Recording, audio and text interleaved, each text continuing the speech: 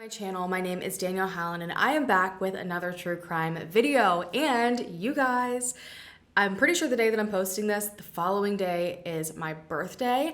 And so typically every year I like to do some sort of fundraiser around the time of my birthday. It's the best gift that anyone could ever give me. I'm not entirely sure what organization I'm going to be putting down below for you guys to donate to. I haven't decided on that yet. I'm raising money for the DNA Doe project, like personally. So maybe it will be that one. If not, I don't know. It might be Nick Mick or the Cold Case Foundation.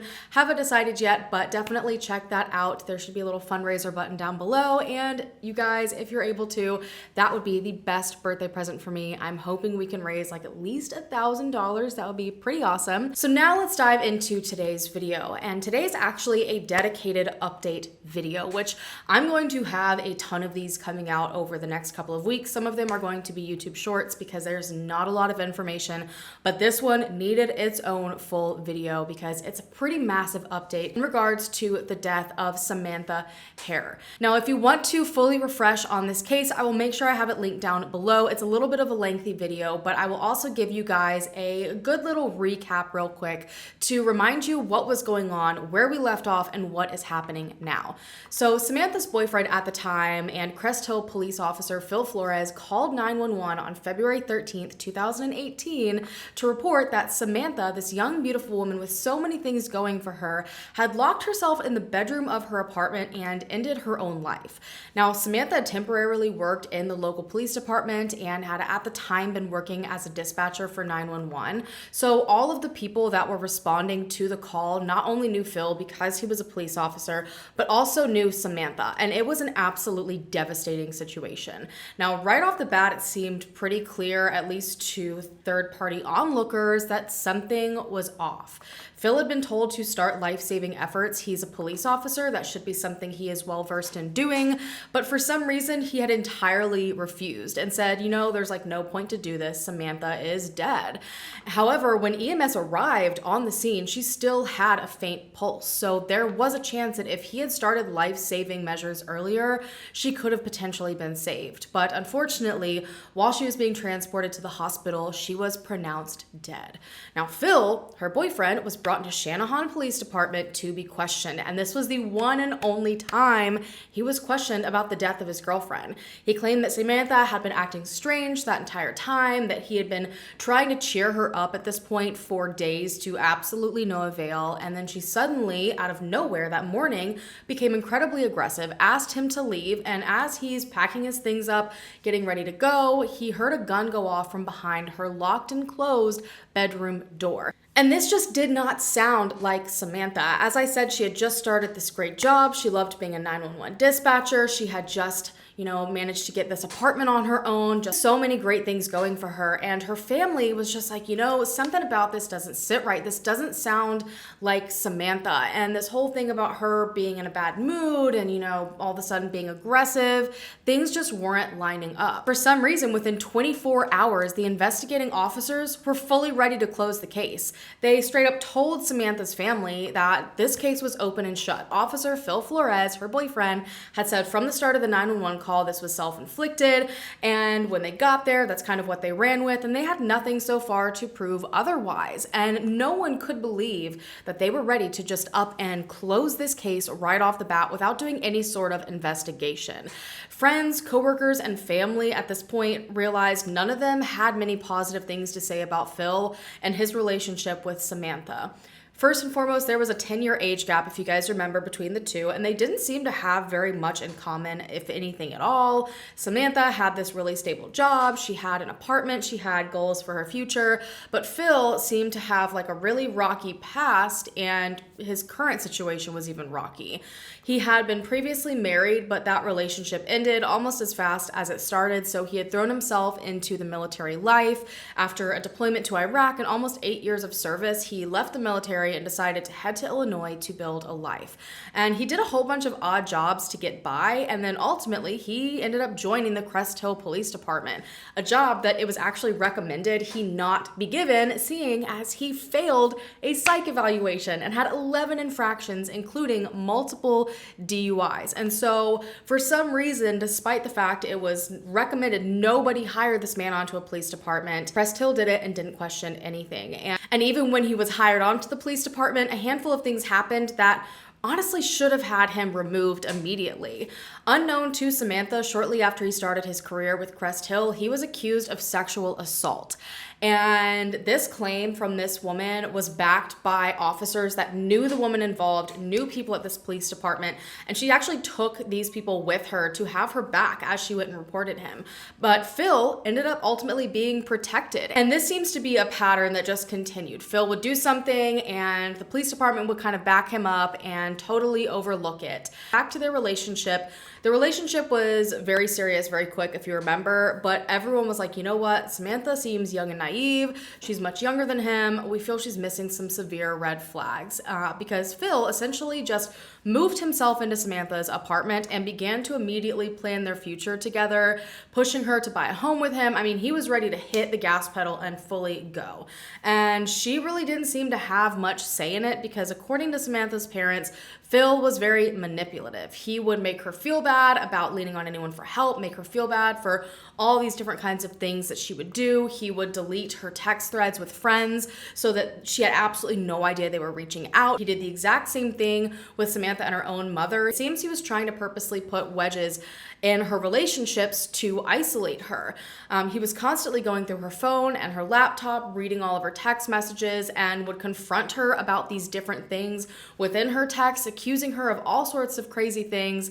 And so eventually Samantha was like, you know what, I've had enough, and left him. But after some time apart, Phil managed to snake his way back into her life. And it was within weeks that Samantha was found dead from an alleged self-inflicted gunshot wound. Now, if you remember anything from the original video I did on Samantha Harer's death, the investigation was an absolute nightmare. And it turned out the investigators were straight up lying about details within the case to push that it was self-inflicted, claiming that Samantha had GSR on her hands and that the coroner had agreed it was self-inflicted. And thanks to an awesome journalist, honestly, probably one of the best journalists I have ever seen follow up on a case so consistently, this journalist managed to get multiple FOIAs and real facts started to come to light. Things that people had already kind of speculated were going on, but this person was able to prove it. It turned out, despite everyone being told that Samantha had GSR on her hands, her body, all of that, she actually had no GSR on her at all. She also had other injuries on her body that were not aligning with a self-inflicted death, and this was totally ignored. So Phil Flores had multiple spots of blood on his outfit, despite claiming that Samantha had shot herself behind a closed door. This was one of the biggest pieces of evidence that was absolutely bizarre, because if things went as he claimed, and he wasn't physically touching her in order to, try to perform life-saving measures, how did he end up with so much blood on his outfit? He also had blood on his right hand. He was covered in GSR. There were bloody handprints that were found all over the walls, and those that saw all this information coming to light and realizing that every single bit of it had been hidden by the police department felt strongly that this was a cover-up. Why would Phil have so much blood on him, so much GSR on him, all of these different things based on the story that he had told people, yet Samantha, the one who allegedly shot herself, had absolutely none of that on her.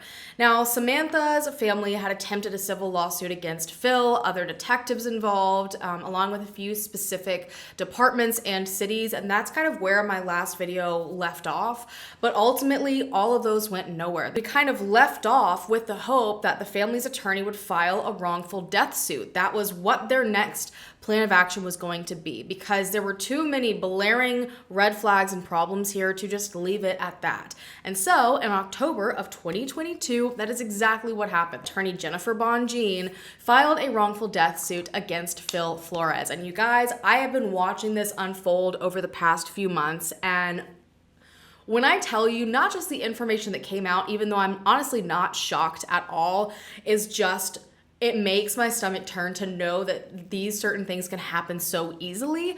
But also to see Phil's behavior during this entire thing, is just... So what the lawsuit is claiming actually happened is that Phil and Samantha got into a heated argument over a conversation that was found on her cell phone. He had a history, according to Samantha's family and friends, of looking through her electronics. And this is something he had even admitted to doing when he was questioned about this.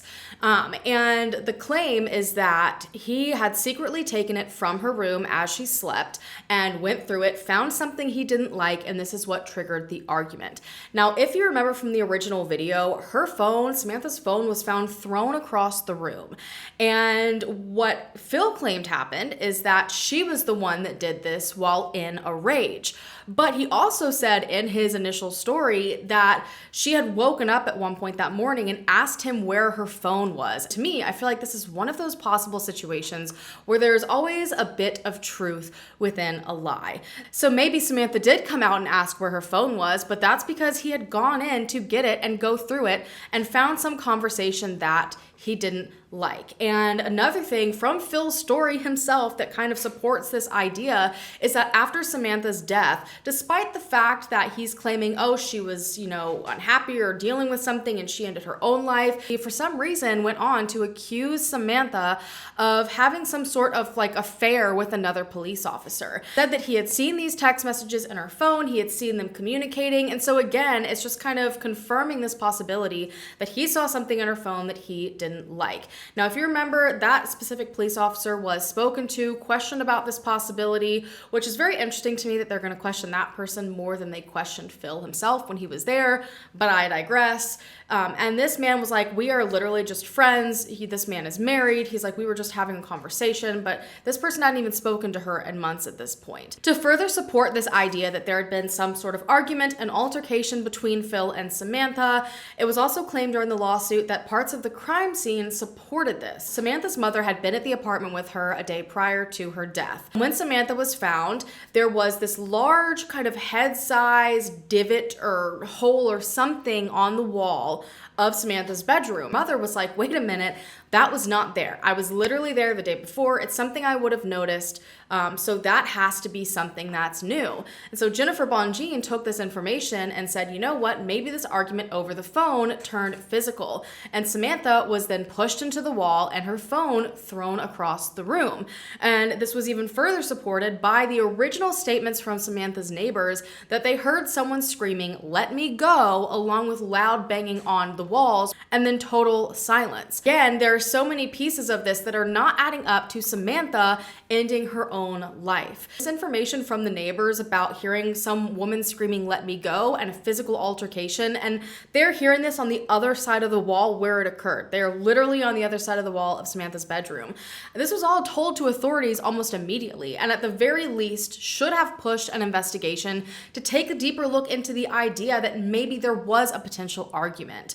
But authorities seem to really want to push this idea that nope, Phil said she did this to herself, and so this was just entirely dismissed instead. Nobody went back and spoke to these people to look into this further. At this point, Jennifer Bongine theorized that after the argument became physical, that Phil held Samantha tightly from behind to subdue her and then shot her with her own gun. He did confirm that she always kept her gun on the side table, so it would have been something easy to grab and use. And they had evidence to even support this as well, something that should have immediately been found because it was brought up when authorities first responded. So according to forensic experts, Samantha, as we know, she was found fully naked, kind of slumped up against a wall. And it was noticed when they arrived that there was this obvious void of blood across her chest. Like there's blood everywhere else, which you would expect. And the first responders mentioned it as soon as they saw her, because that is something that is so obvious and jumps out at you as there was potentially something there. And if she was by herself, what would have been there? So essentially what was theorized during this wrongful death suit is that there was a void there because that's where Phil's arm was. So this whole idea that he potentially came behind her and wrapped his arm around her chest, holding her, explains why there is blood missing from that area. And interestingly, would also explain why blood was found on Phil's sleeve. Theorized that that from this point, Phil essentially staged the scene as if she had done this to herself. He was an officer. He would have had at least some sort of minimal knowledge on how to accomplish this. And then he leaned her against the wall and placed the gun directly between her legs to make it all seem like Samantha had done this to herself. So again, that is not something that has been proven fact. That is just what was theorized by the attorney during the wrongful death suit, with the existing evidence that could potentially back that being what actually happened to Samantha. Now, it was also uncovered during this lawsuit that many investigators that had been a part of the investigation had been entirely left in the dark about numerous pieces of evidence and information, like cherry-picked pieces of evidence. According to officers that were brought in for the deposition, many of them were never told about the blood that was found on Phil, about the GSR that was found on Phil. Many of them were like, I had absolutely no idea, which should have been something that everyone working the case knew. They also were not made aware that he had previous sexual, allegations of sexual assault, or that many of Samantha's coworkers had come forward with concerns about his behavior. It seemed nobody was told all of the different red flags surrounding this particular case and Phil. The picture was seemingly painted exactly how someone wanted it to look. And that is that Phil played absolutely no part, despite the fact that solid evidence suggests at least the necessity of a further investigation. Now, during questioning of an officer that specifically performed the GSR test on Phil, stated that the preliminary results of the GSR test were negative. And ultimately, a couple of months later, it was found that this conclusion was wrong, that it was actually positive. Phil had GSR on him. But even with these positive results, something that again should have been another thing to trigger a further investigation, or at the bare minimum, question Phil again, it was never done. That would be an absolutely massive finding for a case. So why on earth did it not happen in Samantha's? And not just that, but the GSR report apparently wasn't even fully filled out. So it was like all these different shortcuts were taken. Majority of the entire form for the GSR test was just left blank. And during the deposition, the officer couldn't even answer why, could not even come up with a reason why they did not properly fill out this document.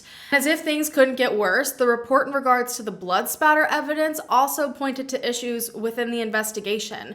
So specifically, it was found during this wrongful death suit that the blood spatter evidence was falsely used to support the ruling of a self-inflicted death. So again, another thing tweaked to fit the narrative. So it had originally been reported that the bloodstain patterns as well as the bullet trajectory supported this idea that Samantha was in the bedroom alone, and it supported specifically the location in which she was found, meaning that Samantha was the only one who could have shot the gun, wrapping this entire case up in a bow. But when the analyst was questioned in the deposition, they admitted that none of that information is actually relevant to how many people were in the room or where Samantha was in the room when she was shot. While blood pattern analysis and bullet trajectory can absolutely help you figure out certain details about the scene, in this particular case, those two bits of information that they had did not support where Samantha was or that she was by herself. It supported none of that. It was basically just a bunch of big words smashed together that sounded halfway right.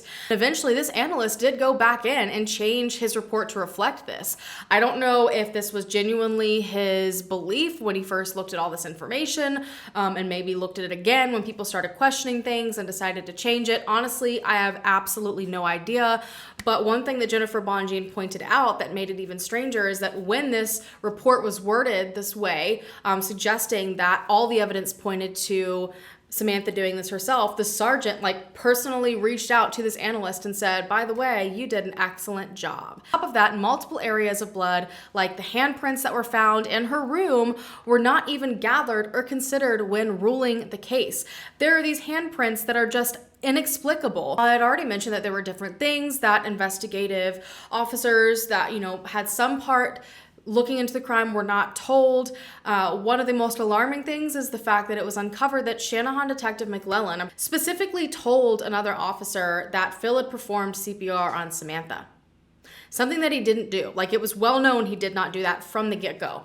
People on the 911 call can confirm that. It was likely done to explain away the blood that was ultimately found on Phil. This investigator that had been told a complete fabricated piece of information has since come forward and said that had it been known to him that Phil claimed to be behind a closed door when Samantha allegedly shot the gun, and Phil had never gone in and performed life-saving measures, that blood being on him would have been an immediate red flag. The GSR would have been an immediate red flag, and he would have pushed for further investigating. And so it's just so upsetting to see that even if there were people involved in this police department and involved in this investigation that would have done something, would have questioned things, it's like nobody was given the chance because no one was actually given all the information and the full story. And it's just so crazy to me that all of this evidence, all of these things have been brought forward and were presented to say, look, this was not investigated properly. There was deceit that was happening, period.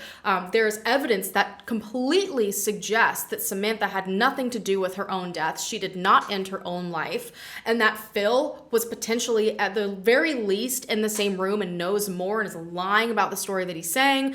It's just absolutely bonkers to me. And honestly, is no surprise when it came to Phil during this entire lawsuit. It was just a disaster. First and foremost, he no-showed his court hearings in October when it began. Like, totally just didn't show up. And as of more recently, like literally just this last month, everything finalized and finished up. Hearings were very interesting to say the least. Phil straight up walked out of one of the final hearings. Like, got up, was like, look, straight to the judge. He's like, I didn't do what's being alleged. I did not touch this woman, and Samantha's family and attorney are conducting a mini trial against me, and he's basically like, I already know where this is headed. I'm not going to sit here and listen to it anymore. And he literally just got up and walked out of the hearing. And everyone was just sitting there like, you gotta be kidding me right now. Like, this man literally just up and left mid-hearing and like stormed down the hallway and ran down the stairs and exited the building. And honestly, I kind of wish he would have stayed, because an hour after he walked out, something absolutely massive happened, and I would have loved to see what his reaction was to this. So you guys know that I briefly mentioned at the end of my last video how a one-off statement was made that Phil's DNA was on the gun, and we were all like, oh my gosh, what do you mean his DNA was on the gun? We need more information. But none of that information was shared, likely to kind of protect it for this wrongful death suit. So Dr. Carl Reich from Making a Murder, that's probably where you would recognize the name, but he actually ended up taking the stand and spoke about his DNA analysis that was performed on the gun. Now again, we already knew that Samantha's DNA had been found on the gun. This was her gun, so that's not necessarily anything too crazy, but there was another DNA profile on the gun. This was totally ignored by the Illinois State Police. They knew when they took the gun and tested it that there was another DNA profile, and they never bothered to see who it could potentially belong to. Like, the biggest suggester that someone else had potentially been there and was actually the one that shot the gun, causing Samantha's death. Now, while it wasn't a full set of DNA, there were enough markers for Dr. Reich to confidently say that the DNA is Phil's.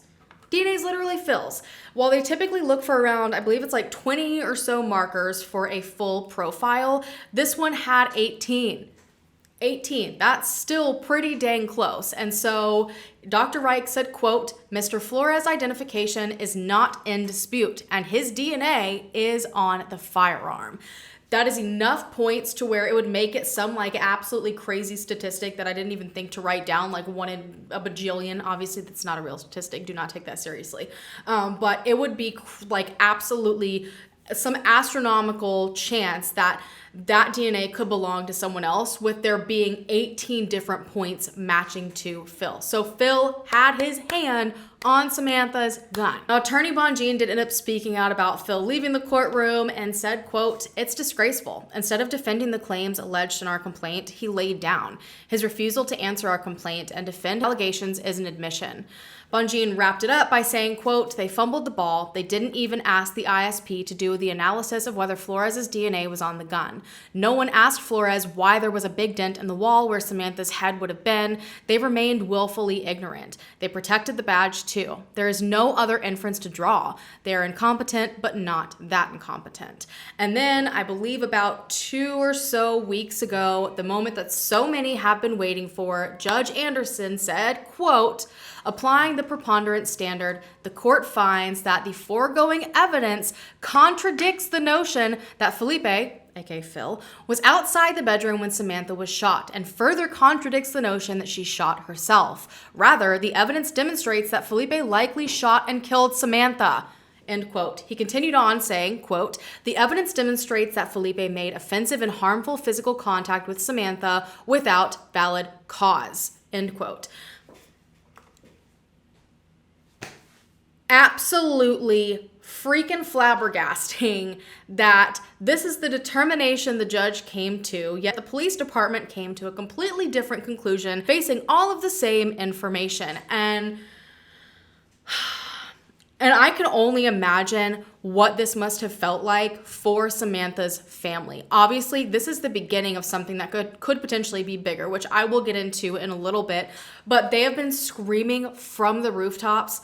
Everyone that loved this sweet 23-year-old woman that had so much life, had so much love for others, so many positive things to give to the world. Everyone that knew her knew this is not right. And they have been screaming about it for so long, and to see that finally it sounds like they are being heard, that finally something is going their way. I've waited so long for not even closure, because I feel like while I say it all the time that this family needs closure, I don't think that's necessarily a thing within true crime. I don't think closure really exists. Answers exist and justice exists. And so seeing them finally have something go their way and hearing and feeling like someone has finally heard their pleas for help, I can only imagine what that feeling would be like for those that were part of Samantha's life. Now, the judge did go on to say that they are not in the position to state whether Phil should be criminally charged with murder, which is something that can happen, by the way. And so I'm very interested to see. It's only been a couple of weeks, so I'm interested to see what happens with that. But the judge did say, quote, the court is not in a position to understand why Felipe was not charged with Samantha's death, as no one from the Shanahan Police Department, nor the coroner office, nor other law enforcement authorities testified to explain their perspective as to why Samantha's death might have been a suicide. Literally, once it came down to it, people did depositions, all these different things happened, but when it came down to the nitty-gritty, not a single one of these officers involved, not a single person from any surrounding law enforcement agency, the coroner's office, would sit there and back what they decided. And that is absolutely asinine. A $15 million default judgment was made against Phil in the shooting of Samantha Harer. So Samantha's family won this wrongful death suit. Boom. Now, will the family see a bit of this money? Honestly, probably not. Do they want this money? Honestly, probably not.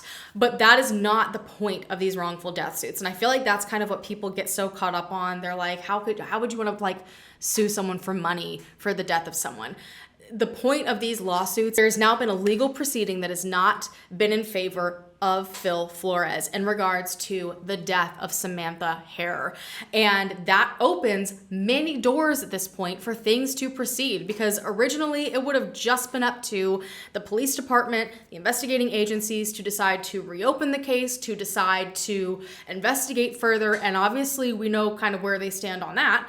And so now this is what is huge about this. It's so big because now more of the truth has been able to come out. They've been able to introduce things that don't make sense, pieces of evidence that before were kind of kept quiet. I mean, there were officers that realized things during their deposition that they had never even known about the case despite working on it. This has just opened the door and hopefully will lead to bigger things happening. And so again, I'm interested to see if ultimately Phil ends up being charged with the murder of Samantha Harer. Again, this just happened weeks ago, so I am watching it like a hawk to see what happens, and we'll try to update you guys if anything does happen. And it may not, but we will cross our fingers and see.